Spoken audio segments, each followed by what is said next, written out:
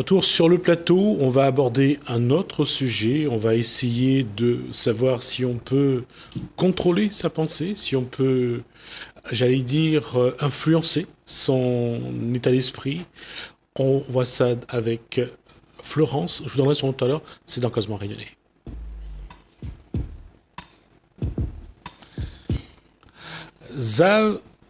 Zajewski, c'est... Bonsoir. Bonsoir. Florence. Alors, c'est quelle origine Lituanien. J'allais dire polonais, donc... Voilà, c'est juste à côté. J'étais à côté de la plaque. Alors, vous êtes coach et Oui. Formatrice. Tout à fait. D'accord. Ça signifie quoi exactement? Le coaching, c'est un métier qui n'est pas très connu, effectivement, qui est très développé dans d'autres pays et puis qui commence à être de plus en plus connu. À La Réunion, il y a plusieurs coachs qui accompagnent. Le coach, à quoi il sert? En fait, clairement, il vous aide à trouver des solutions à vos problèmes. Mais ce n'est pas lui qui trouve les solutions, hein.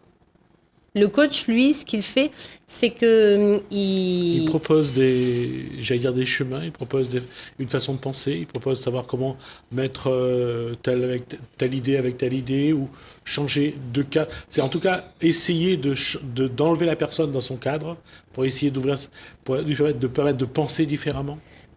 il y a de ça. C'est-à-dire que la personne qui vient voir un coach, elle va évoquer une problématique ou quelque chose qu'elle a vraiment envie de changer dans sa vie, quelque chose qui lui tient à cœur.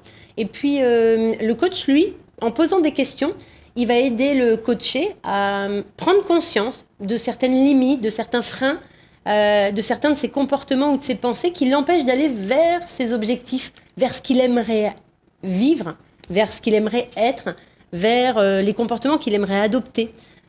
Et donc, du coup, le coach, il accompagne à devenir une meilleure version de soi-même, quelque part. Et il y a là, j'ai déjà eu l'occasion d'en parler avec d'autres coachs qui se sont succédés sur ce plateau. On sait que ce qui empêche généralement, c'est on met des obstacles. Souvent, c'est des obstacles dus à un incident ou un accident de la vie. C'est psychologique bien souvent. Comment passer outre la psychologie et comment en même temps trouver un chemin pour contourner l'obstacle. Alors, en coaching, on dit que le coach, il aide vraiment à répondre à la question comment aller vers son équilibre, son bonheur, vers l'atteinte de ses objectifs. Autant des fois, il y a des blessures qui nécessitent un accompagnement psychothérapeutique et d'aller travailler sur la psychologie. Autant, des fois, le coach travaille en parallèle d'un psychothérapeute ou à un autre moment, on peut choisir de faire appel à un coach plutôt qu'à un psychothérapeute. Est-ce que j'ai une blessure et je veux connaître pourquoi je me sens mal? Auquel cas, je vais plus aller vers un psychothérapeute. Ou bien, est-ce que j'ai envie de trouver des solutions concrètes pour transformer des choses dans ma vie, dans mon quotidien? Parce là, que ce sera le coach. Autant que je reconnais en tout cas le travail du coach pour trouver de nouveaux chemins, trouver de nouvelles façons de construire de son émotion, de construire ce qu'on a envie d'être, c'est une chose. Mais en psychologie, on découvre que la blessure, elle demeure. Même s'il y a des solutions. Donc, si je dis ça, c'est parce que, pour pas que les gens se mélangent tout. C'est-à-dire qu'entre trouver des réponses à des questions, ça ne guérit pas forcément les blessures qui sont là et qui, à un moment ou à un autre, revient dans la vie. Oui, tout dépend de la problématique de la personne et à quel point est la blessure, j'aurais envie de dire. Là où il y a une forme potentielle de complémentarité, en fait, c'est que on est tous différents. Il y a des personnes qui ont vraiment besoin de comprendre le pourquoi elles se sentent comme elles se sentent. Et il y a d'autres personnes qui sont plus attachées à trouver des solutions. Des fois, on dit, l'homme, il cherche le solution, quoi. La femme, il aime bien comprendre pourquoi. Pas l'idée de cataloguer le monde, loin de là, mais vraiment, Nina, deux approches différentes. Qu'est-ce qui est important pour où, en fait? Si à l'instant T, où il a vraiment besoin d'être accueilli dans ce que où vit, où il a besoin de comprendre le pourquoi, il y a des chances que le psychothérapeute est plus à même de pouvoir faciliter l'accompagnement pour aider à résorber la blessure. Après, en coaching, il y a aussi un travail sur les émotions. C'est-à-dire, nous apprend comment accueillir la peur, la colère, la tristesse et aller voir le message positif caché derrière l'émotion qui est vécue comme inconfortable. La question parfois pour l'individu, c'est de voir la colère, de voir l'émotion, non pas comme un ou une ennemie, mais de le voir comme un élément de la vie et de voir qu'est-ce qu'on en fait. Parce que c'est ça la question aujourd'hui. Qu'est-ce qu'on fait de toute cette charge émotionnelle qui arrive parce que l'être humain, et ça aussi c'est un constat, est de plus en plus fragile, parce que l'environnement évolue vite et l'être humain ne s'adapte pas forcément bien. Et c'est pour ça qu'aujourd'hui, un coach, des fois ça me fait sourire lorsque je parle de coaching, on a presque l'impression qu'on apprend à un homme ou à une femme à mettre un pied devant l'autre. Je comprends ce que vous voulez dire. Non, c'est caricatural. Mais en termes de mais en termes d'image, je vois bien l'image. L'idée, c'est que pour moi, en tout cas, avant même d'être coach et aujourd'hui dans mes accompagnements, je me rends bien compte que on nous a pas appris, que ce soit à la maison, à l'école, à accueillir nos émotions. On n'a pas appris à mettre des mots sur nos émotions, voire même plein de fois, on ne nous autorisait pas à vivre nos émotions. Sois pas triste, te mets pas en colère, mais n'aie pas peur. Alors qu'en fait, on pourrait beaucoup se simplifier la vie en accueillant ce qui se vit. Ben oui, je vois bien que vous êtes vraiment triste, que vous êtes vraiment en colère, que vous avez vraiment peur. Et le simple fait déjà d'accueillir l'émotion, la personne se sent accueillie dans ce qu'elle vit. Et rien que ça, déjà, ça change plein de choses. C'est oser être qui on est, quoi. J'allais dire, se sent déjà reconnu. Déjà reconnu. Et une fois que je suis reconnue, eh ben, je peux m'apaiser au niveau de mes émotions et je vais pouvoir à nouveau réfléchir sur qu'est-ce qui fait que je me sens triste, que j'ai peur, que je suis en colère. Et ça va me permettre de pouvoir mettre en place après une réflexion, des actions pour aller retrouver de la joie, de la paix, de l'harmonie. La difficulté aujourd'hui, c'est que quand je ressens une émotion, eh ben des fois, je monte très très haut dans mon échelle et à ce moment-là, j'arrive plus à réfléchir en fait. Quand on dit que les gens montent très haut dans leur émotion, c'est un petit peu comme ils cherchaient une réponse. Pour essayer déjà de comprendre cette émotion. Aller à l'extrême, souvent, on veut essayer on veut essayer de le vivre pour savoir si déjà il y a une réponse. La question que je vais poser, c'est parmi les gens que vous accompagnez, généralement, ils ont besoin c'est professionnel ou c'est d'abord privé, personnel? Alors, moi, j'accompagne plus des personnes en ce qu'on appelle coaching de vie, coaching mental, coaching bien-être. C'est plus des personnes qui viennent à titre personnel et on travaille sur différentes thématiques. Des fois, c'est des entrepreneurs, notamment des femmes, à travers l'association Défis de femmes, à laquelle je fais partie, je suis adhérente. Et puis, pour par exemple travailler sur une difficulté à être dans de la prospection ou à échanger ou à mettre en avant un service qu'on trouve vraiment porteur de sens, mais on ne sait pas forcément comment le présenter. Et puis pour d'autres personnes, là en ce moment, c'est des personnes qui me sollicitent sur la confiance en soi. J'ai une personne que j'accompagne sur l'estime de soi, pour apprendre à s'aimer inconditionnellement. D'autres personnes pour donner de la clarté à un projet.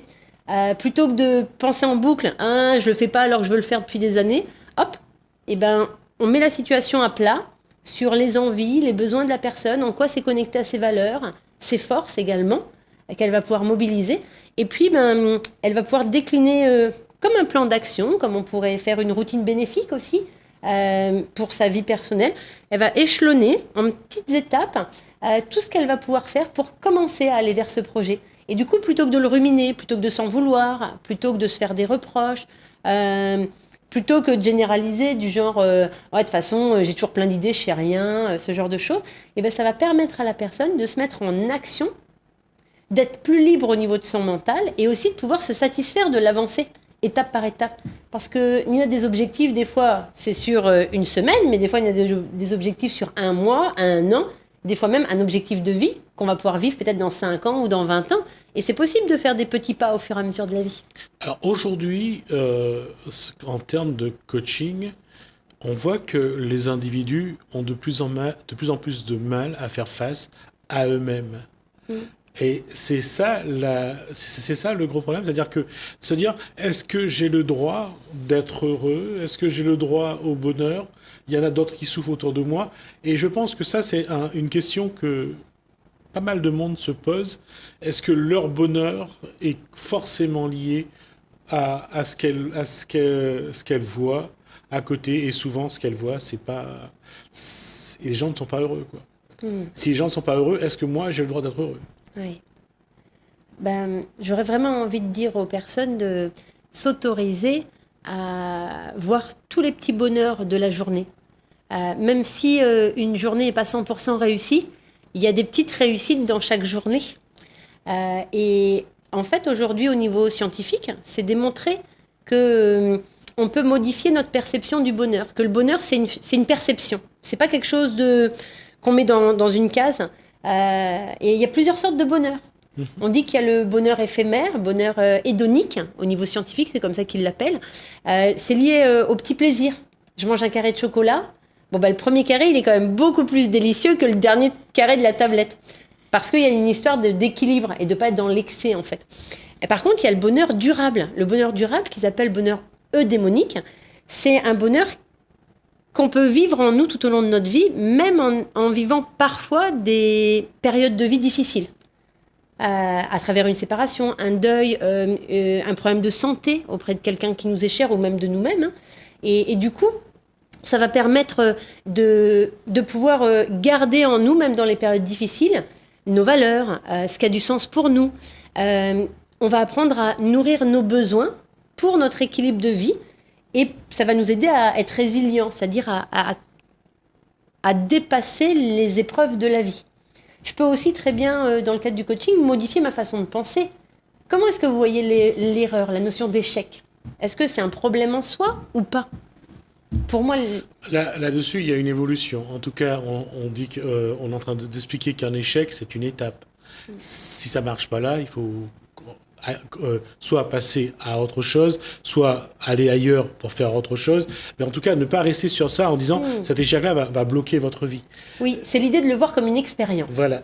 Le voir comme une expérience et en profiter pour se dire quel apprentissage je peux tirer de cette expérience. Parce que de toutes les expériences, on peut tirer soit des apprentissages et du succès, de la réussite, soit se dire c'est une étape dans mon cheminement.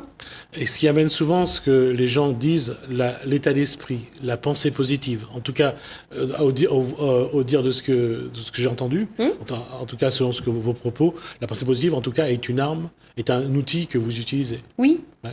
Oui, complètement. Ouais. Les ancrages positifs, c'est-à-dire cette capacité à se connecter à une situation de notre vie où on a ressenti certaines émotions, ça permet de pouvoir se reconnecter à nos forces internes. C'est aussi cultiver des pensées positives ou des pensées inspirantes ou des citations qui nous inspirent au quotidien pour continuer à nous donner l'élan, y compris pour positiver plus notre vie, mais aussi pour surmonter des moments difficiles. Il y a une pensée inspirante que j'aime beaucoup qui dit si le plan A ne fonctionne pas, il reste 25 autres lettres dans l'alphabet. Cette idée de dire face à un problème, il n'y a pas qu'une solution et si je l'ai testé, c'est mort. Non, c'est pas ça. Il y a plein de possibilités de solutions et c'est juste que on n'a pas été habitué depuis qu'on est enfant à se dire chouette, un problème, c'est l'occasion de trouver des solutions. C'est un peu ça. Et juste ça, pour rester sur cet élément, il y a une chose aussi que l'être humain n'est pas habitué, c'est que avoir son cadre, son environnement, la société évoluer aussi vite. C'est-à-dire que ses repères changent trop vite. L'être humain ne s'adapte pas, ne change pas aussi vite que la société le fait, et souvent il y a un décalage, il y a une inadaptation. Comment faire pour que ces personnes qui croient qu'ils sont malheureux, qui voient que finalement, ils sont un petit peu en décalage. Comment les amener à ça? Comment le coach doit les amener à voir que l'environnement a changé, mais eux, ils ont gardé les mêmes valeurs, les mêmes codes. Les mêmes valeurs, les mêmes émotions? Alors, pour moi, le coach, il peut aider la personne à accueillir et à vivre pleinement ses émotions pour mieux se connaître, pour développer l'estime de soi, la confiance en soi. Et ça va lui permettre au coaché de pouvoir s'exprimer et s'affirmer dans son essence, dans sa singularité. C'est-à-dire apprendre à s'épanouir au-delà des normes, des conditionnements et de toutes ces règles qu'on s'est un peu imposées à nous-mêmes, de par la société dans laquelle on vit, notre éducation, nos croyances, etc. Et l'idée, c'est juste de réapprendre à faire des choix potentiels pour se soulager.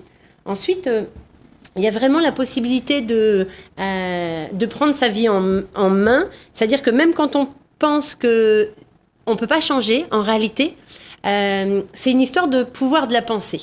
C'est-à-dire que mon mental, il cherche toutes les informations qui vont alimenter ma façon de penser. Et ça, je peux la transformer. Si le matin, je me lève et je me dis, ça va être une journée de M.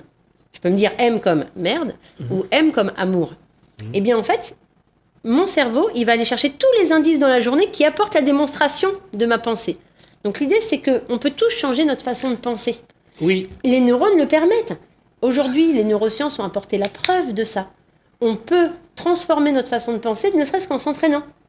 Oui, effectivement, on peut changer sa façon de penser. Mais il y a des gens qui sont arc-boutés sur une façon de penser, sur une éducation, sur un conditionnement, sur un formatage.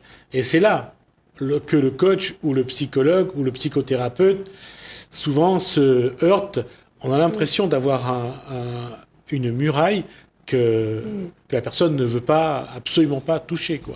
Une chose que je peux vous partager sur l'accompagnement en coaching, c'est que le coach, il accompagne de façon neutre et bienveillante. Donc, en fait, il ne va pas dire c'est bien, c'est pas bien. C'est pas du tout de cet ordre-là. Toujours proposer des solutions. Alors, il ne va pas proposer les solutions non plus. Il va aider le coaché à prendre conscience de ses propres limites. D'accord. Et comme quoi, le coaché, à travers ses pensées et ses comportements, il s'auto-sabote. Il s'empêche d'aller atteindre ses objectifs. Moi, en tant que coach, ce que je vais vous dire, c'est quand vous pensez, ouvrez les guillemets et votre message que vous venez de me partager, est-ce que ça vous facilite la destination, votre objectif, ou est-ce que ça vous éloigne ? Et si vous me répondez « ça m'éloigne », je vais vous dire « est-ce que vous aimeriez vraiment changer quelque chose ? Est-ce que vous seriez prêt à changer votre façon de penser ou changer votre façon de vous comporter et de réagir dans certains contextes ?» Si la personne me dit « oui », je vais lui dire « maintenant, on va travailler sur des outils pratico-pratiques ». Cette capacité de distanciation, chaque individu peut l'avoir ou pas ? Oui, par entraînement. Ah, c'est ça qui est important. C'est ça qui est important. Voilà, s'entraîner. S'entraîner pour faire évoluer son comportement, faire évoluer son regard sur soi et sur les autres, sur soi d'abord, sur les autres après. Ça, parce que les gens ont l'impression que si jamais ils se préparent à changer, ils se trahissent. Oui, je comprends. Il y a l'idée de je suis comme je suis et voilà. Je peux pas changer ou je changerai pas. En fait, ça c'est une croyance et je peux faire le choix de la garder cette croyance et je peux faire le choix aussi de me dire rien n'est permanent hormis l'impermanence et auquel cas je peux changer, évoluer comme tout le monde. Si je m'observe il y a 5 ans, il y a 10 ans, il y a 20 ans, j'ai évolué, j'ai changé. Vous aussi, vous avez évolué, changé. Vous aussi. Moi, tous on évolue à travers les expériences de notre vie. Donc, je pense qu'on change tous. C'est juste que des fois, on a gardé cette croyance-là qu'on ne peut pas changer. En fait, on peut tous changer. Et aujourd'hui, les scientifiques qui travaillent sur l'étude de notre cerveau, ils nous apportent la démonstration qu'en fait, on a des circuits neuronaux qui sont liés à nos habitudes. Si je veux changer, il s'agit de changer mes habitudes. Et du coup, un exercice simple, peut-être tous les matins, vous prenez le même trajet pour aller au travail. Et bien, si vous voulez vous apprendre à moduler, à changer, à évoluer, à être moins orienté sur un seul chemin possible dans votre vie, vous pouvez vous dire, tiens, et si je m'amusais à prendre d'autres itinéraires ?